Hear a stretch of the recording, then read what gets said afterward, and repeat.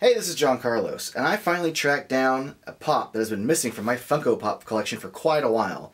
The Han Solo Star Wars Funko Pop way back in Series 1.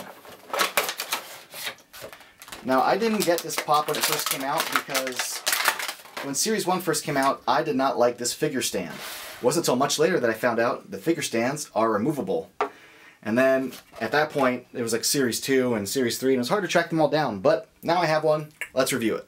As is always the case with me, I don't like bobbleheads, but, you know, once his head is perfectly still on the shelf, he looks just like another Funko Pop, and I can deal with that. Now, let's take a closer look at his outfit. Because this is way back in Series 1, and they've gotten a little more complicated since then, but even back then, they did a great job with, you know, the pockets on his vest. But what I really dig is his belt. All the little pockets that go along his belt, his little pouches, and the little silver paint. For the most part on these little rivets, aside from here it's a little faded, but otherwise it's pretty good. And I like that they included the little red lines that go down his pants.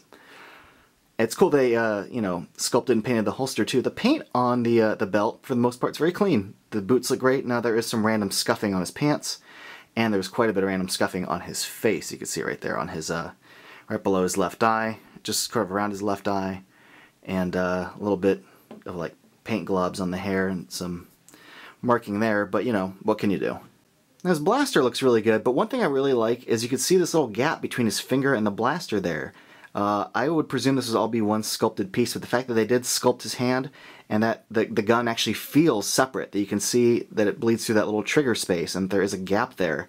I don't know, that little thing just really impresses me.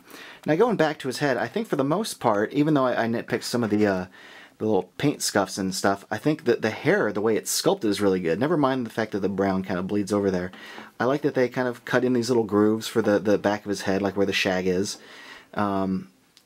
It's a very smooth shape. I feel like nowadays they would actually sculpt it to be a little shaggier, but I like that these lines insinuate a shaggy lack of smoothness. It certainly has like a really cute look to it, and I think they did a good job maintaining Han Solo and the typical cute Funko cuteness. But I dig his outfit, I dig the blaster, it's a good little pose. So all in all, I dig the Han Solo Funko Pop a lot, and I'm really glad it's finally in my collection. Thanks for watching.